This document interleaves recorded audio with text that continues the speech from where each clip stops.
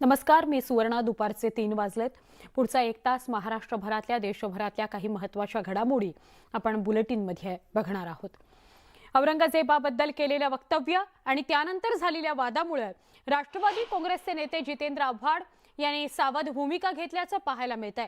औरंगजेब क्रूर होता, आजही माझं तेच मत आहे असं वक्तव्य आव्हाडांनी केलंय. औरंगजेबासमोर छत्रपती संभाजी महाराज झुकले नाहीत असंही आव्हाड यांनी म्हटलंय. संभाजी महाराजांना कुठल्याही एका धर्मात अडकवू नका असं आवाहनही त्यांनी केलं. मुख्यमंत्री एकनाथ शिंदे बोलतायत. थेट प्रक्षेपण. बोलवलंय त्यातून मार्ग लवकरच निघेल आणि जे काही वास्तू ज्या आहेत या महापुरुषांच्या त्याचं जतन केलं जाईल. या बाबतीमध्ये शासन कुठेही तडजोड करणार नाही. एका बाजूला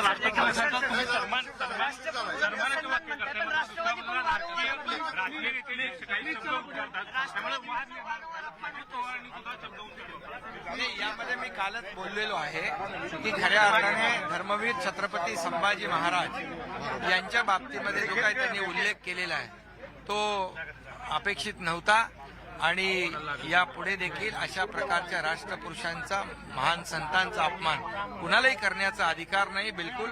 आणि ही भूमिका जी आहे ही भूमिका प्रत्येकाने घेतली पाहिजे.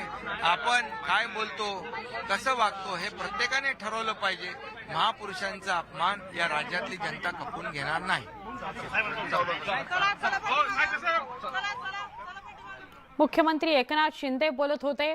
महापुरुषांबद्दलचा अवमान, त्यांच्याविषयीची चुकीची माहिती, त्यांच्याविषयीचं वक्तव्य हे सगळं खपवून घेतलं जाणार नाही. अजित पवारांनी जे वक्तव्य केलं ते चुकीचंच होतं असं एकनाथ शिंदे यांनी म्हटलेलं आहे.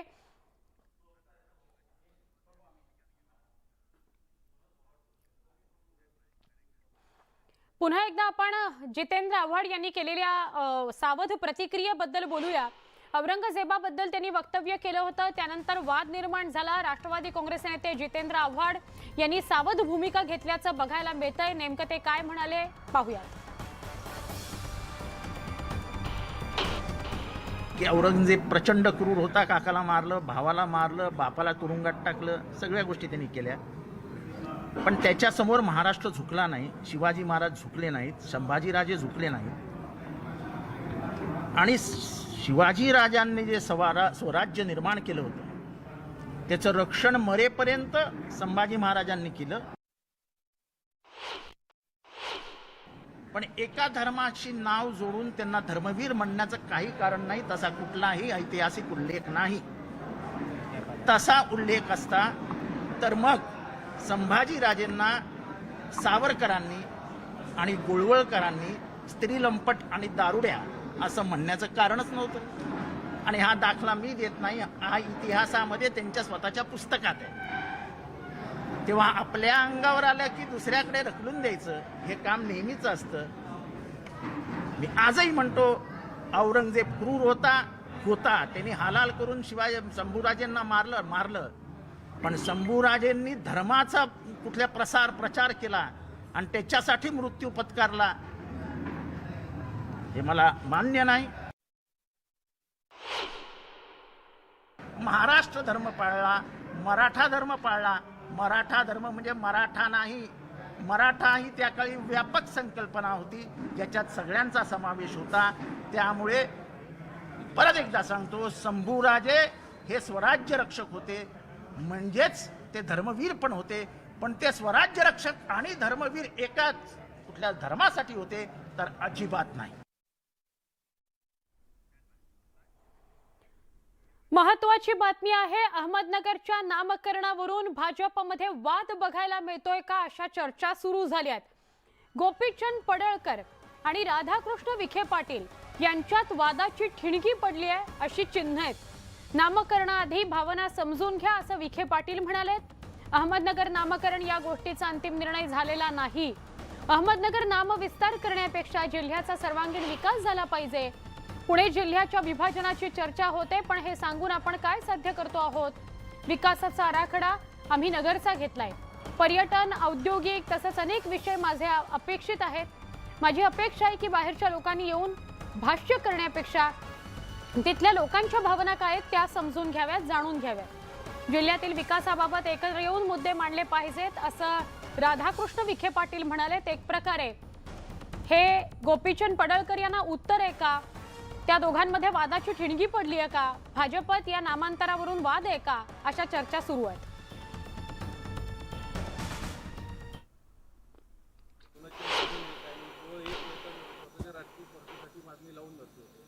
अध्यादेश काढला जातो शासनाकडनं, कितपत योग्य आहे?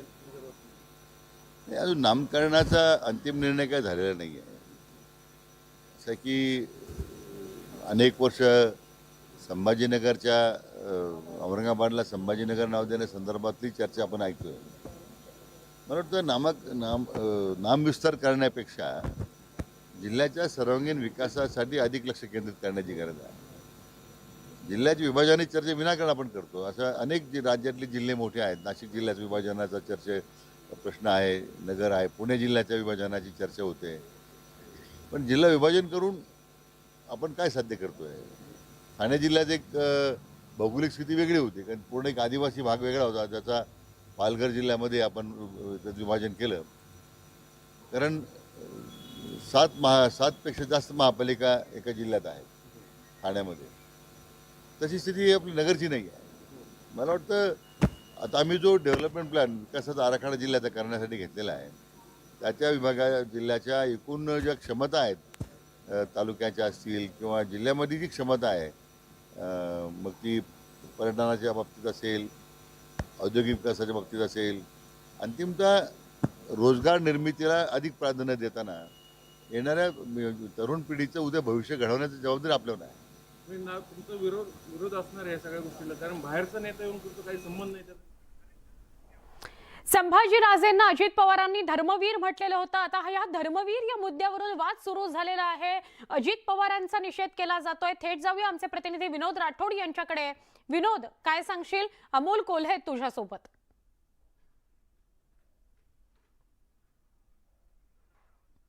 विनोद, तुला आवाज येतोय? आमचे प्रतिनिधी विनोद राठोड आपल्या सोबत आहेत. विनोद, राष्ट्रवादी काँग्रेस पक्षाचे खासदार अमोल कोल्हेजी, त्यांना विचारूया. सर, हा धर्मवीर आणि धर्मरक्षक यावर मोठा वाद सुरू आहे.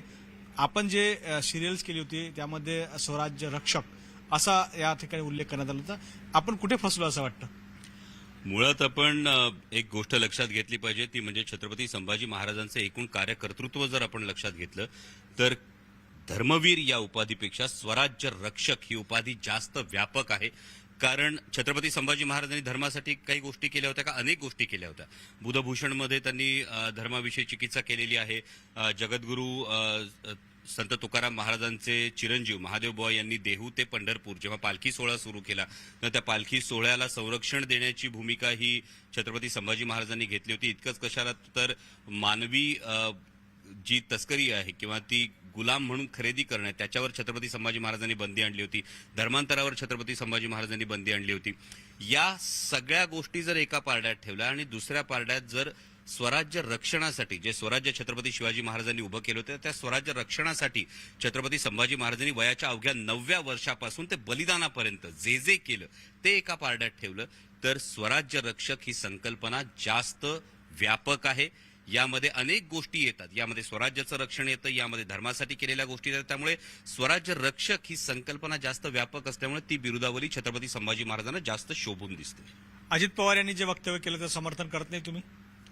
यामध्ये अजितदादांनी जे वक्तव्य केलं होतं, हे वक्तव्य मला माझ्या माहितीप्रमाणे माझ्याच मतदारसंघामध्ये, शिरूर लोकसभा मतदारसंघामध्ये वढू आणि तुळापूर या ठिकाणी छत्रपती संभाजी महाराजांची जी समाधी आहे, म्हणजे मी खरं तर या एका गोष्टीसाठी अजितदादांचं अभिनंदन करतो की इतक्या वर्षांनंतर पहिल्यांदा जवळपास 250 कोटी रुपयांचा निधी या स्मारकाच्या विकासासाठी, जे आपलं प्रेरणास्थळ आहे, जे आपलं स्फूर्तीस्थळ आहे, त्याच्या विकासासाठी माननीय अजितदादांनी त्यावेळी देऊ केला होता.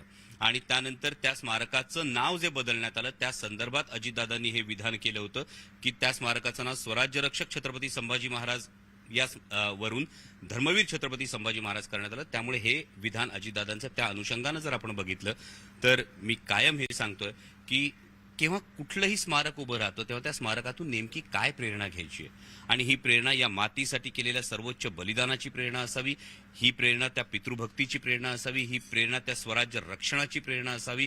कारण छत्रपती संभाजी महाराजांच्या बलिदानानं या हिंदुस्थानाला एक फार मोठी प्रेरणा दिली, ती म्हणजे 18 वर्ष काबूल ते बंगाल सल्तनत असलेल्या औरंगजेबाच्या विरोधात सर्वसामान्य रयत लढली. सरसेनापती संताजीराव घोरपडे असतील, धनाजीराव जाधव असतील, छत्रपती राजाराम महाराज असतील, स्वराज्य सौदामिनी ताराराणी साहेब असतील, या सगळ्यांनी जो अविरत संघर्ष केला आणि त्यानंतर औरंगजेब परत त्याच्या राजधानीत जाऊ शकला नाही. हा फार मोठा जो संघर्ष होता, त्याची प्रेरणा ही छत्रपती संभाजी महाराजांचं बलिदान होतं. त्यामुळे धर्मवीर केवळ जर आपण म्हटलं तर केवळ छत्रपती संभाजी महाराजांच्या बलिदानापुरतं त्यांना सीमित केलं जातंय का, अशी शंका यायला वाव आहे. त्यापेक्षा स्वराज्य रक्षक ही संकल्पना जास्त व्यापक आहे आणि त्यामुळे स्वराज्य रक्षक ही बिरुदावली संभाजीराजांना जास्त शोभून दिसते. अजित पवार यांची जी शंका आहे ती दूर करण्यासाठी तुम्ही त्यांना स्वराज्य रक्षक म्हणाल की धर्मवीर म्हणाल? कोणाला? अजित पवार यांची जी शंका आहे की त्यांचे धर्मवीर नाहीत ते, तर ही जी शंका आहे ती दूर करण्याचा तुमचा कोणत्या शब्दांचा वापर करायला पाहिजे असं वाटतं? मी सातत्याने ही गोष्ट प्रामाणिकपणे सांगतोय की छत्रपती संभाजी महाराजांच्या चरित्राविषयी अनेक गैरसमज होते. त्यांची प्रतिमा मलिन करण्याचा फार अनेक वर्ष हा प्रयत्न झाला आणि आता कुठेतरी ही ज्वलन तेजस प्रतिमा समोर येते. त्यामुळे ही प्रतिमा स्वराज्य रक्षक या शब्दानेच योग्य पद्धतीनं पोहोचते असं माझं ठाम मत आहे. म्हणजे याचा अर्थ असा मानलं जाईल की अजित पवार यांनी जी भूमिका मांडली आहे ती भूमिका योग्य नाही, हे या ठिकाणी स्पष्ट होताना पाहिजे. मी स्वराज्य रक्षक ही भूमिका योग्य आहे असं मी म्हणतोय आणि त्यामुळे एक खूप प्रामाणिकपणे सांगतो की सातत्यानं अगदी चिटणीसांनी जी पहिली बखर लिहिली, मल्हार रामराव चिटणीसांनी पहिली जी बखर लिहिली, त्याला चिटणीसाची बखर आपण म्हणतो. ही चिटणीसाची बखर हा उत्तरकालीन पुरावा आहे. जेव्हा आपण इतिहासाचा धांडोळा घेतो तेव्हा समकालीन पुराव्यांकडे लक्ष दिलं जातं. मराठ्यांचा संपूर्ण इतिहास बघितला, स्वराज्याचा संपूर्ण इतिहास बघितला तर ही कायम धांदल होती. कारण लाखांची फौज घेऊन औरंगजेब हा दख्खनवर आक्रमण करून आला होता, स्वराज्यावर आक्रमण करून आला होता आणि एवढी मोठी सल्तनत असलेल्या औरंगजेबाला 8-9 वर्ष छत्रपती संभाजी महाराजांनी अक्षरशः दख्खनमध्ये फरफटवला होता.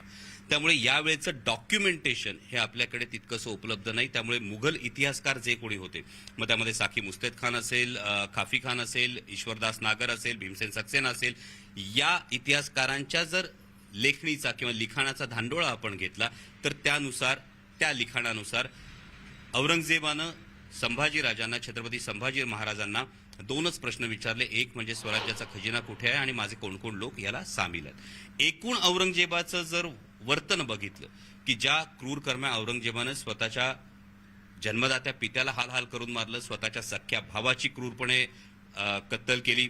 इतकंच काय तर म्हणजे आता आपण वीर बाल दिवस जो साजरा केला, त्या लहानग्यांना सुद्धा भिंतीत चिणून मारण्याचं जे क्रौर्य औरंगजेबाचं होतं, या क्रौर्यामुळे अनेक इतिहासकार असं म्हणतात अशी शक्यता नाकारता येत नाही, पण त्याला ते शक्यता म्हणतात. त्याचा ठोस समकालीन पुरावा जोपर्यंत येत नाही तोपर्यंत इतिहास त्याला ती गोष्ट ग्राह्य आहे का याविषयी खरोखर साशंकता असते. आणि म्हणूनच मी असं म्हणतो की स्वराज्य रक्षक या संकल्पनेमध्ये 9व्या वर्षापासून ते बलिदानापर्यंत हे संपूर्ण जे जाज्वल्य चरित्र आहे छत्रपती संभाजी महाराजांचं, जे वर्षानुवर्ष मलिन करण्याचा प्रयत्न करण्यात आला होता, ते प्रखरपणे समोर आणता येतं आणि म्हणून स्वराज्य रक्षक ही बिरुदावली जास्त योग्य आहे. पुढच्या बातमीकडे आपण वळतोय. युवा सेना कोर कमिटी सदस्य आणि माजी नगरसेवक अमेय घोले युवा सेना कोर कमिटीच्या ग्रीसमधून बाहेर पडलेले आहेत. गेले काही दिवस अमेय घोले बाळासाहेबांची शिवसेना पक्षाशी जवळीक साधून होते, त्यामुळे पक्षांतर कधी करतायत याकडे सगळ्यांचं लक्ष होतं. आज शिवसेना भवनात युवा सेनेची कोर कमिटी बैठक सुरू आहे. या बैठकीत देखील अमेय घोले अनुपस्थित आहेत. अमेय घोले यांच्या समाज माध्यम अकाउंटवर शिवसेना आणि धनुष्यबाण चिन्ह दिसत नाहीये, त्यामुळे अमेय घोले लवकरच बाळासाहेबांची शिवसेना पक्षात पक्षप्रवेश करतील अशी शक्यता व्यक्त केली जाते. शिवसेनेच्या युवा सेना बैठकीला पवन जाधव, अमोल कीर्तीकर, राजूल पटेल, वरुण सरदेसाई उपस्थित आहेत.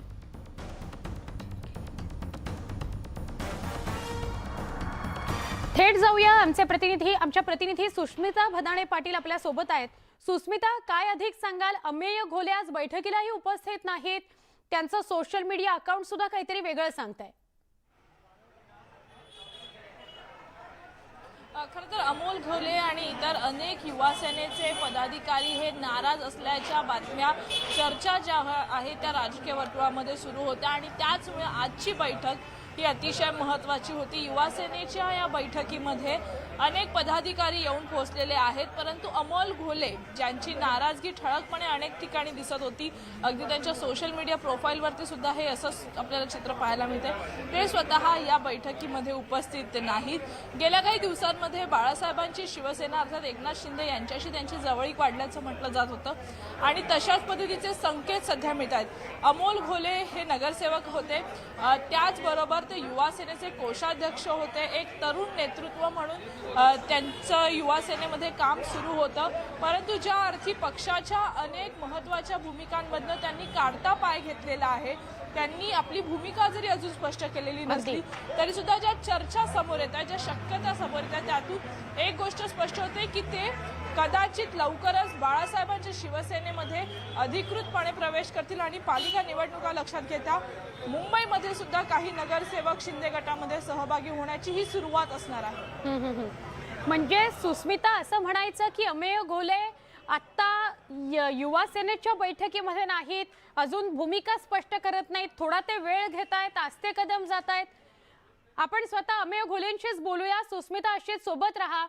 अमेयजी, आज बैठकीला आपण अनुपस्थित होता, सोशल मीडिया अकाउंट्स आपली काहीतरी वेगळं सांगतायत, आपण बाळासाहेबांची शिवसेना पक्षात प्रवेश करणार आहात का? मी माझ्या काही वैयक्तिक कारणास्तव आज अनुपस्थित राहिलो बैठकीला, पण नक्कीच अजून कुठलाही निर्णय घेतलेला नाहीये। पण नाराजगी 100% आहे आणि ती वेळोवेळी माननीय आदित्य साहेबांपर्यंत मी पोहोचवली आहे इतक्या महिन्यात। बर, पण अमेयजी, येत्या काही काळामध्ये म्हणजे आता जरी आपण निर्णयापर्यंत पोहोचलेले नसलात तरी सुद्धा आपण बाळासाहेबांची शिवसेना पक्षात जाण्याच्या विचारात आहात का? कारण आपण व्हॉट्सअप ग्रुप पण सोडलेला आहे, त्यातून बाहेर पडलेले आहात। नाही, ही सगळी कल्पना मी माननीय आदित्य साहेबांपर्यंत पोहोचवली आहे। नाराजगी त्यांच्यावरती नाहीये, पण इतर काही लोक आहेत जे स्वतःला काही गोष्टींमध्ये खूप त्रास देण्याचं काम झालंय इतक्या महिन्यात, आणि त्या गोष्टींसाठी मी खूप नाराज होतो आणि ही गोष्ट वेळोवेळी मी आदित्य साहेबांपर्यंत पोहोचवली आहे आणि नाराजगी त्यांच्यावरती बिलकुल नाहीये। नक्की आदित्यजींवर नाराजी नाहीये, कदाचित ज्यांच्यावर नाराजी आहे त्यांची नावं आपण थेट घेत नसाल, पण युवा सेना सोडण्याच्या विचारात आहात आपण, तसं पक्क झालंय आपलं? नाही, बिलकुल नाही, सध्या तरी काहीच नाहीये तसं। बर, धन्यवाद। आपण सविस्तर धन्यवाद। अमेय घोले आपल्या सोबत आहेत, सुस्मिता भदाणे सुद्धा आपल्या सोबत आहेत। अमेयजी, मात्र जे काही आता चित्र दिसतंय, आपल्याला आदित्य ठाकरेंशी जेव्हा नाराजी बोलून दाखवली तेव्हा काही प्रतिक्रिया आली आहे?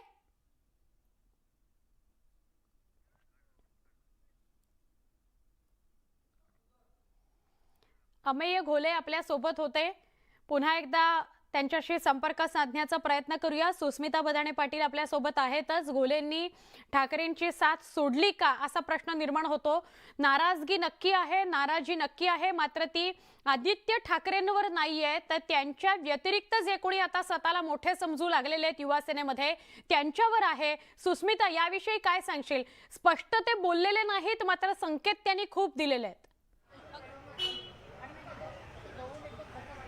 खरं तर नाराजगी आहे हे वारंवार अनेक पद्धतीनं त्यांनी आपली भूमिका मांडत असताना स्पष्ट केलं। आता ज्या पद्धतीने त्यांनी आपली प्रतिक्रिया दिली त्यात त्यांनी म्हटले की आम्ही आदित्य ठाकरेंपर्यंत आपली जी काही नाराजगी आहे ती पोहोचवलेली होती आणि अशाच पद्धतीची नाराजगी काही युवा सेनेच्या पदाधिकाऱ्यांमध्ये होती आणि ते चर्चेतनं सोडवावं, चर्चेतनं हे विषय मार्गी न्यावे याकरताच आजची बैठक ही महत्त्वाची होती।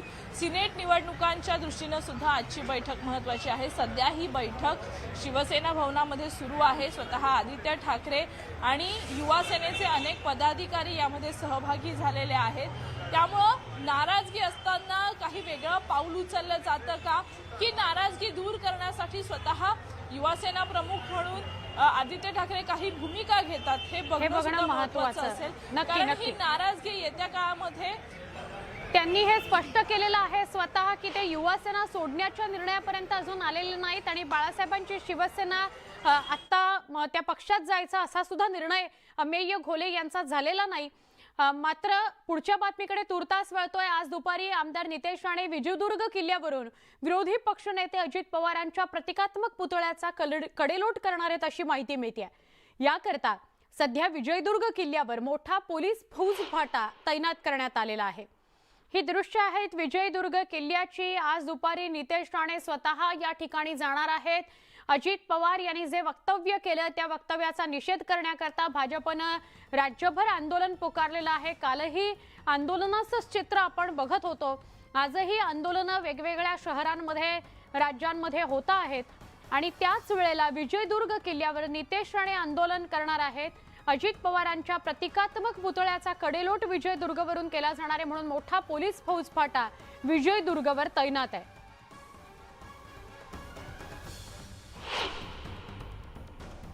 धर्मवीरच्या मुद्द्यावरून विरोधी पक्षनेते अजित पवारांविरोधात आक्रमक झालेली भाजप आपल्याला या दृश्यांमध्ये दिसते। राज्यभरात अजित पवारांविरोधात भाजपनं आंदोलन केलं। भाजप कार्यकर्त्यांनी औरंगाबाद, नागपूर, चेंबूर, दादर इथं आंदोलन केलं। पवारांच्या प्रतिकात्मक प्रतिमेला जोडे मारून निषेध नोंदवण्यात आला।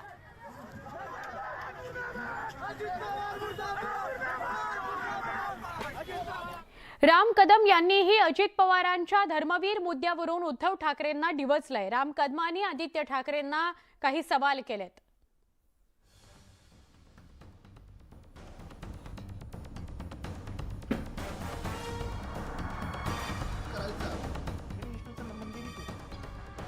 माननीय उद्धवजी, आदित्यजी शांत आहेत, त्यांचं रक्त उसळून काय येत नाही। त्यांचं मौन राष्ट्रवादीच्या या नेत्यांच्या विधानाला समर्थन करणार आहे। भाजपच्या लोकांकडून महापुरुषांबाबत काही वक्तव्य झालं तर त्यावेळी ते दुटप्पी भूमिका घेतात अशी टीका खासदार सुप्रिया सुळे यांनी घेतली आहे। जेव्हा राज्यपालांनी आणि त्यांच्या काही मंत्र्यांनी महापुरुषांचा अवमान केला तर त्यांची भूमिका वेगळी असते। मात्र अजित पवारांनी कुणाचाही अपमान केलेला नाही। दादा नेमकी काय म्हणालेत हे कुणीतरी 2 मिनिटं शांतपणे ऐकून घेतलं तर त्यात दादांच्या मनात कुठल्याही प्रकारे अपमान करण्याची भावना नव्हती असं दिसतं। स्वतःकडे कुठलाही विषय नसल्यानं आणि स्वतःचं अपयश झाकण्याकरता भारतीय जनता पार्टी हे अजित पवारांवर असे आरोप करत आहे, आंदोलन करत आहे असं राष्ट्रवादी काँग्रेसच्या खासदार सुप्रिया सुळे म्हणाल्या।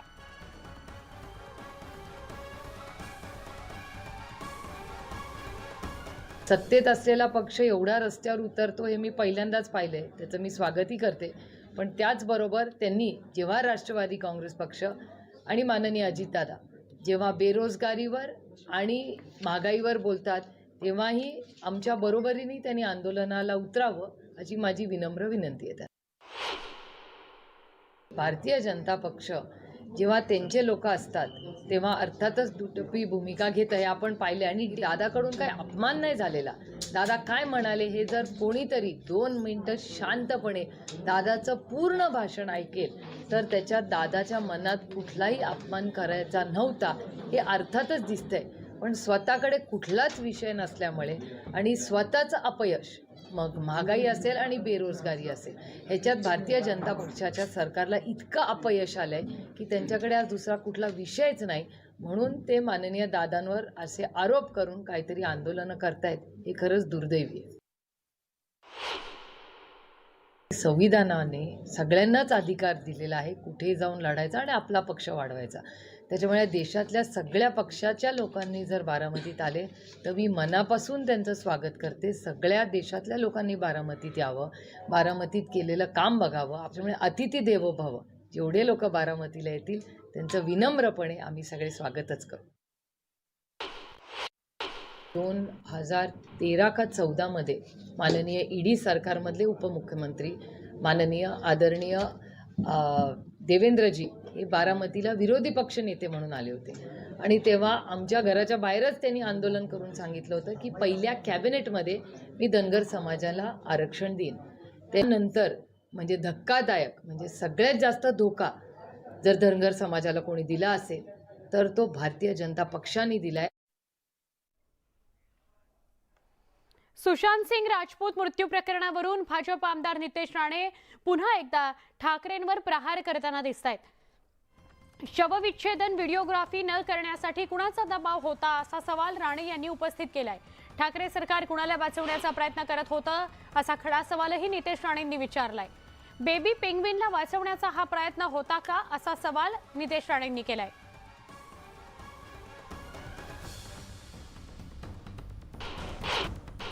कुपर हॉस्पिटल हे राज्य सरकारच्या हत्यादरीत येणारं हॉस्पिटल आहे. मग तेव्हाचं राज्य सरकार हे उद्धव ठाकरेंच्या मुख्यमंत्री असणारं राज्य सरकार होतं. प्रश्न आमचा असा आहे की रूपकुमार शाह, पोस्टमॉर्टम डिपार्टमेंट आणि तिकडच्या वरिष्ठ डॉक्टरांवर कोणी दबाव टाकलेला की सुशांत सिंग राजपूतचा पोस्टमॉर्टम व्हिडिओग्राफी करू नका किंवा पोस्टमॉर्टमवर छेडछाड करा, ह्या प्रश्नाचे आता उत्तर आम्हाला भेटले पाहिजे. बुलेटिनमध्ये पुन्हा एकदा स्वागत. मुंबई महापालिकेतील राजकीय पक्षांची कार्यालयं बंद करण्यावरून राजकारण तापलंय. माजी महापौरांच्या सांगण्यावरूनच आयुक्त इक्बाल सिंग चहल यांनी ही कार्यालयं बंद केली असा आरोप भाजपनं केलाय. शिवसेनेच्या कार्यालयाच्या ठिकाणी गेल्याच आठवड्यामध्ये झालेल्या राड्यानंतर माजी महापौर किशोरी पेडणेकर यांनी महापालिका आयुक्तांना मेसेज करून सगळ्या पक्षांची कार्यालय सील करा अशी मागणी केली. रात्री 11 वाजता मेसेज केला अशी माहिती भाजपचे माजी गटनेते प्रभाकर शिंदे यांनी दिली आहे. आयुक्तांनी महापौरांच्या मेसेजनंतरच कार्यालय सील केली असा आरोप त्यांनी केलाय. कार्यालय सील झाल्यानंतर पेडणेकरांनी आयुक्तांना धन्यवाद असा मेसेज सुद्धा पाठवला अशी माहिती मिळाल्याचं शिंदे म्हणाले. तर किशोरी पेडणेकरांनी मात्र केलेले हे सगळे आरोप फेटाळून लावलेले आहेत.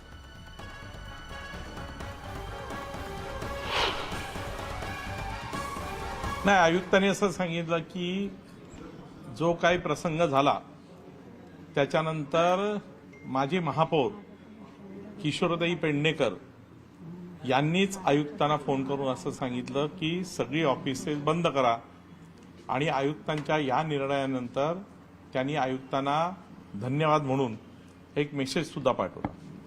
या सगळ्या पार्श्वभूमीवर आम्ही आयुक्तांना अशी विनंती केली, सगळे माजी नगरसेवक किंवा नगरसेवकांना भेटायला येणारे मुंबईकर यांच्यासाठी ही कार्यालयं आपण पूर्ववत सुरू करावीत अशा प्रकारची विनंती ही भारतीय जनता पक्षाच्या वतीने आम्ही त्या ठिकाणी आयुक्तांना केली. मला वाटतं प्रभाकर शिंदेना अर्ध सत्य माहिती आहे.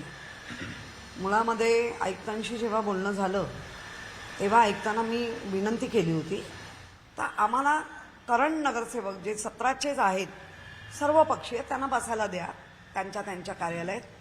एवं शिंदे गटाचे जे कोण आहेत त्यांनी येऊ दे, काही प्रॉब्लेम नाही. तेव्हा आयुक्त असं म्हणाले अजिबात नाही, मी ऑफिसेस बंद करणार. ते मी म्हणलं मग बंद करणार तर सगळी झाली पाहिजे, एकच नाही, मग सगळी झाली पाहिजे. एक महत्त्वाची बातमी आहे. ही बातमी उर्फी संदर्भातली आहे. चाकणकरांमध्ये उर्फीवरून वाघ आणि चाकणकरांमध्ये जुंपली आहे. कुणीही थोबाडीत मारू शकणार नाही. चाकणकरांनी चित्रा वाघांना सुनावलेलं आहे. उर्फीबाबतच्या तक्रारी महिला आयोगाकडे आलेल्या आहेत, मात्र कुणीही कायदा हातात घेऊन थोबाडीत मारू शकत नाही असं वक्तव्य राज्य महिला आयोगाच्या अध्यक्षा रुपाली चाकणकर यांनी केलंय. चित्रा वाघ यांनी उर्फी जिथे दिसेल तिथे तिला थोबाडणार असल्याचं वक्तव्य केलं होतं. यावर त्या बोलत होत्या. अजित पवार आणि जितेंद्र आव्हाड यांच्यावर विनाकारण राजकारण सुरू असल्याची टीकाही त्यांनी केली. उर्फीवरून चित्रा वाघ आणि रुपाली चाकणकर यांच्यामध्ये जुंपल्याचं पाहायला मिळतंय. जिथे कुठे उर्फी दिसेल तिथे तिला थोबाडणार असं चित्रा वाघ यांनी म्हटलं. त्यावर चाकणकर म्हणाल्या की असं कुणीही कुणाच्या थोबाडीत मारू शकत नाही. या दोघींमध्ये आता उर्फीवरून वाद निर्माण होतो की काय आणि तो चिघळतो की काय अशा चर्चा सुरू झालेल्या आहेत.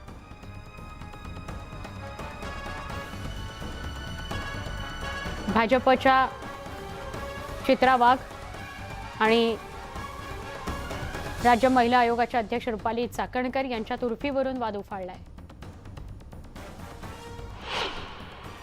असं कोणीही कोणाला मारण्याचा अधिकार नाहीये. जे काही आहे ते कायदा पाहतो आणि कायदा अतिशय उत्तम काम करतोय. कायद्याची जबाबदारी आहे, पोलिसांची जबाबदारी, पोलीस ते पार पाडतात. कोणी स्वतः हातात कायदा घेण्याची आणि तशी भाषा वापरण्याची गरज नाही. महिला आयोगापर्यंत हा विषय काय आलेला नाही. काल काही सामाजिक संस्थांनी राज्य महिला आयोगाकडे पत्र दिलेलं आहे आणि या पत्रामध्ये आमच्या विधी सेवा प्राधिकरण असेल आणि आयोगाचे सदस्य असेल चर्चा करून निर्णय घेतील. छत्रपती संभाजी महाराजांबाबत अजित पवारांनी केलेल्या विधानानंतर भाजपकडून निदर्शनं केली जात आहेत. भाजप आणि शिंदे गटाकडून अजित पवारांना लक्ष्य केलं जात असताना ठाकरे पक्षानं सामना अग्रलेखातून आपली भूमिका मांडली आहे. शिवसेनेनं भाजपला राज्यपालांच्या विधानाची आठवण करून दिली आहे. छत्रपती शिवरायांचा अपमान करणारे अण्णाजी पंत आज सत्तेवर आहेत. राजभवनात ठाण मांडून बसलेत. त्यांना पाठीशी घालणारे अण्णाजी पंतांचे समर्थक अजित पवारांना तारतम्य बाळगण्याचा सल्ला देत आहेत. हीच खरी गंमत आहे असा टोला सामनातून लगावण्यात आलाय. इतकंच नाही, छत्रपती संभाजीराजे स्वराज्य रक्षक होते, धर्मवीर नव्हते. आम्ही म्हणतो खरा धर्मवीरच स्वराज्याचा रक्षक असतो, तेव्हा त्यात उगाच शेष काढून कुणाला छाती पिटण्याची गरज नाही असं सामनात लिहिण्यात आलंय.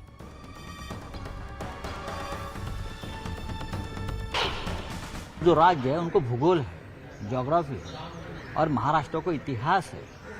हा इतिहास यासाठी आहे की इथे छत्रपती शिवाजी महाराज जन्माला आले म्हणून आम्हाला इतिहास आहे. मग हा इतिहास जर राज्यपालांना मान्य नसेल, आमच्या महाराष्ट्राच्या जे भाजपचे आहेत, भाजपच्या मंत्र्यांना हा इतिहास मान्य नसेल आणि त्याच्यावरती या महाराष्ट्रानं त्यांच्या माफीची मागणी केली आहे, राज्यपालांना हटवण्याची मागणी केली आहे, त्याच्यावर भारतीय जनता पक्षानं आधी आपलं मत व्यक्त करावं.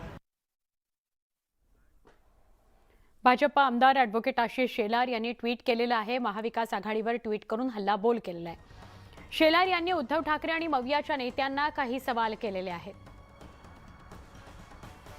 छत्रपती संभाजी महाराज धर्मवीर नव्हते. माननीय अजित पवार औरंगजेब क्रूर हिंदू द्वेष्टा नव्हता.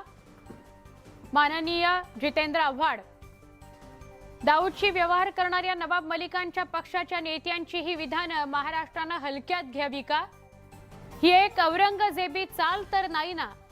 माननीय उद्धव ठाकरे यांच्या नेतृत्वाखाली 3 चाकी सरकार आल्यापासून नियोजनबद्ध कट रचलाय.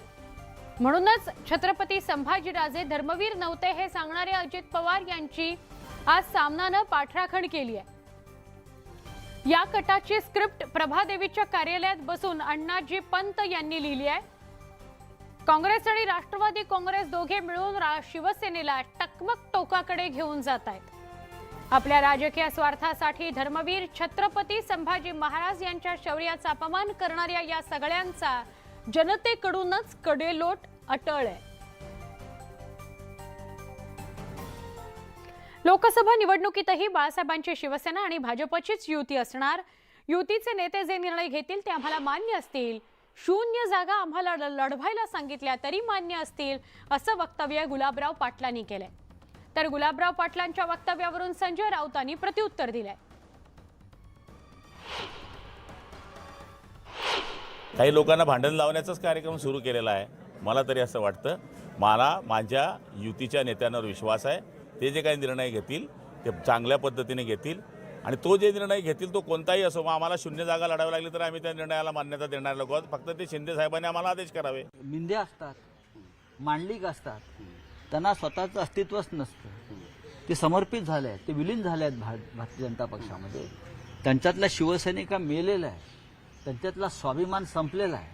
बरं, त्यांना शिवसेनेबरोबर आणि भाजपची युती करायची होती, बरोबर आहे, पण ते आता त्यांचा जो पक्ष गट आहे तो भाजपमध्ये विलीन करतात म्हणून त्यांना एकही जागा नको आहे. आणि टोळीला अस्तित्व नसतं. टोळी ही एक तर गँगवॉरमध्ये मारली जाते किंवा पोलीस एन्काउंटरमध्ये मारले जातात. हा मला इतिहास या मुंबईतला माहिती आहे. गँगवॉरचा टोळ्या या नष्ट होतात, टोळ्यांचं अस्तित्व राहत नाही. बरं का? तशी जर ही टोळी असेल, स्वतःला टोळी मानत असतील तर त्यांचं म्हणणं बरोबर आहे, आम्हाला एकही जागा नको. टोळीचा गँग म्हणजे आता जितके दिवस आहेत तितक्या दिवस खंडण्या वगैरे गोळा करायच्या. मालेगाव बॉम्बस्फोट खटल्यासंदर्भातली बातमी आहे. सुनावणीवेळी कोर्टात आरोपींमध्येच वाद झाला. कर्नल पुरोहित आणि समीर कुलकर्णींमध्ये जुंपली. मालेगाव बॉम्बस्फोट खटल्यासंदर्भातली सुनावणी सुरू होती त्यावेळी 2 आरोपींमध्येच वाद झालेला आहे. कर्नल पुरोहित आणि समीर कुलकर्णींमध्ये जुंपलेली आहे. नंतर माननीय विशेष सरकारी वकिलांनी युक्तिवाद केला आणि मी पण याला ठामपणे विरोध दर्शवला की जोपर्यंत सप्रमाण आधार प्रतिज्ञापत्रावरती कोणी आरोप करत नाही तोपर्यंत कोणी कुठल्याही अर्जाची दखल माननीय न्यायालयाने घेऊ नये. या खटल्यामध्ये कोणी विशेष आरोपी नाही आहे की प्रसाद पुरोहित म्हणत होता की मी एक मिलिटरी इंटेलिजन्स ऑफिसर आहे आणि कर्नल आहे वगैरे वगैरे वगैरे. पण मी त्याला आक्षेप घेतला की आम्ही फक्त आणि फक्त या न्यायालयामध्ये आरोपी क्रमांक 5 आरोपी क्रमांक 9 आहोत आणि जोपर्यंत सन्माननीय विशेष न्यायालय आम्हाला बचावाची संधी देते आहे तोपर्यंत आम्ही अन्य विषयांकडे लक्ष देण्याचं आमचं काही कारण नाहीये. भारत सरकार, महाराष्ट्र सरकार हे सक्षम आणि समर्थ आहे कायदा आणि सुव्यवस्था बघून घेण्यासाठी. आज प्रसाद पुरोहितने खासदार विनायक राऊतांनी नारायण राणेंवर जोरदार टीका केली आहे. राणेंच्या पीएनं मंत्रालयाच्या माध्यमातून अनेकांना गंडा घातला.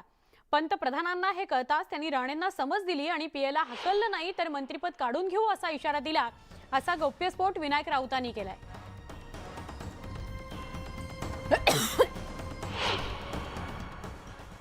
पण मध्यंतरी ह्या मंत्री महोदयाने केंद्रातल्या एक पीए ठेवला होता. पीएची कामं पटवापटवीची, अनेकांना पटवलं, अनेकांना घंटा घातला. मोदी साहेबांच्या ते लक्षात आलं आणि ह्यानं वॉर्निंग दिली, पहिले त्याला हकलून दे नाहीतर पद काढून घेणार. एखादा आमदार जर राजकीय दृष्ट्या सूडबुद्धीनं आकसापोटी जर अशा प्रकारे कुटुंबियांवर आरोप करत असेल तर अशा आमदारांना महाराष्ट्रातील जनता फारशी किंमत देत नाही. त्यामुळे असे आरोप करणाऱ्यांची टिंगलटवाळी होते असं म्हणत मुख्यमंत्री एकनाथ खडसेंनी, राष्ट्रवादी काँग्रेसचे नेते एकनाथ खडसेंनी मुक्ताईनगरचे आमदार चंद्रकांत पाटील आणि मंत्री गिरीश महाजन यांचं नाव न घेता त्यांना ठणकावलेलं आहे. मुक्ताईनगरचे आमदार चंद्रकांत पाटील यांनी खडसे कुटुंबियांनी उत्खनन करून 400 कोटींचा घोटाळा केला असा आरोप अधिवेशनामध्ये केला होता. त्यावर एकनाथ खडसे यांनी प्रतिक्रिया दिलेली आहे. एखादा माणूस किंवा एखादा आमदार राजकीय दृष्ट्या सुडापोटी, आकसापोटी अशा स्वरूपाचे आरोप करत असेल तर त्याला फार काही महाराष्ट्रामधली जनता किंमत देत नाही. आणि असा काही नाथाभाऊवर आरोप केल्यामुळे उलट जो आरोप करणार आहे त्याचीच टिंगलटवाळी समाजामध्ये होतं. सोशल मीडियावर जर तुम्ही पाहिलं तर त्याच्या विरुद्ध किती मोठ्या प्रमाणावर, म्हणजे मी जे पाहिले होते त्याच्यामध्ये तर साधारण 1800 लोकांनी कॉमेंट्स केल्या. त्यातल्या जवळ 10 लोक जर सोडले तर 1790 लोकांनी कॉमेंट्स त्याच्या विरोधातच केलेले आहे. नवी दिल्लीतल्या तरुणीच्या मृत्यू प्रकरणातली महत्त्वाची बातमी समोर येते. या तरुणीचा शवविच्छेदन अहवाल समोर आलेला आहे. या शवविच्छेदन अहवालामध्ये या तरुणीवर, या पीडितेवर बलात्कार झाला नाही असं स्पष्ट झालेलं आहे. दरम्यान मुलीचा व्हिसेरा सुद्धा राखून ठेवण्यात आलेला आहे. वेगवेगळे आरोप या प्रकरणानंतर होत होते. तिच्यावर अत्याचार झाला असा आरोप तिच्या कुटुंबियांनी केलेला होता. तिने मद्यप्राशन केलेलं आहे का याचीही तपासणी व्हावी असेही प्रश्न उपस्थित झाले होते. त्यामुळे मुलीचा व्हिसेरा राखून ठेवण्यात आलेला आहे. पण तिच्यावर बलात्कार झालेला नाही हे शवविच्छेदन अहवालातून स्पष्ट करण्यात आलंय. घटना घटी है, उस टाइम पर वो थी और उसको कोई इंजरी नहीं हुई थी और वो उठकर वहाँ से चली गई थी. और इस मुद्दे में हमने जो भी एफर्ट्स किए हैं कल, उसका परिणाम ये रहा कि अब हमारे पास एक इंसिडेंट की आई विटनेस है और वो पुलिस के साथ कोऑपरेट कर रही है. और इसमें अभी 164 CRPC के तहत उसकी जो स्टेटमेंट है वो रिकॉर्ड कराई जा रही है. यह दिल्ली पुलिस के लिए इस केस के इन्वेस्टिगेशन में एक सिग्निफिकेंट डेवलपमेंट है और जो एक्यूज्ड हैं उनको एक तरह से सज़ा दिलाने में हमारे लिए महत्वपूर्ण साबित होगा. इसके अलावा इन्वेस्टिगेशन अभी जारी है. राज्यभरातील निवासी डॉक्टर्स कालपासून संपावर गेले. शनिवारपर्यंत वेळ देऊनही सरकारकडून चर्चेचं निमंत्रण मिळालं नसल्यानं निवासी डॉक्टर्सनी संपावर जाण्याचा निर्णय घेतलेला आहे. राज्यभरातील 5000हून अधिक निवासी डॉक्टर्स या संपात सहभागी झालेत. आज या संपाचा दुसरा दिवस आहे. कालच मंत्री गिरीश महाजन यांनी डॉक्टरांच्या मागण्यांबाबत सरकार सकारात्मक असून त्यांनी संप मागे घ्यावा असं आवाहन केलं होतं. मात्र त्यांच्या आवाहनानंतरही निवासी डॉक्टरांचा संप सुरूच आहे. त्यामुळे राज्यातील आरोग्य सेवा कोलमडण्याची चिन्ह आहेत. दुसरीकडे रुग्णांचे हाल होऊ नयेत यासाठी प्रशासनाकडून पावलं उचलली जात आहेत.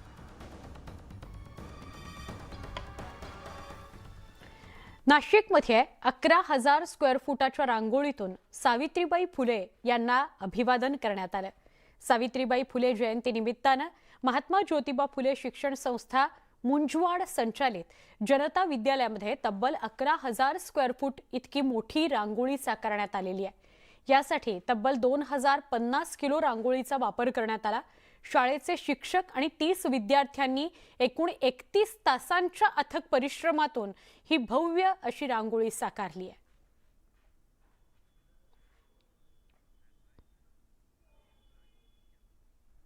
अवघ्या महाराष्ट्राचं कुलदैवत मल्हारी मार्तंडाच्या जेजुरी गडावर शाकंभरी उत्सव मोठ्या उत्साहात साजरा करण्यात आला. मंदिराच्या गाभाऱ्यात पालेभाज्या आणि फळभाज्यांची पूजा बांधण्यात आली. या भाज्या श्री खंडोबा देवाला अर्पण करण्यात आल्या. जेजुरी इथल्या मेघमल्हार प्रतिष्ठानच्या वतीनं दरवर्षी हा धार्मिक उपक्रम साजरा करण्यात येतो.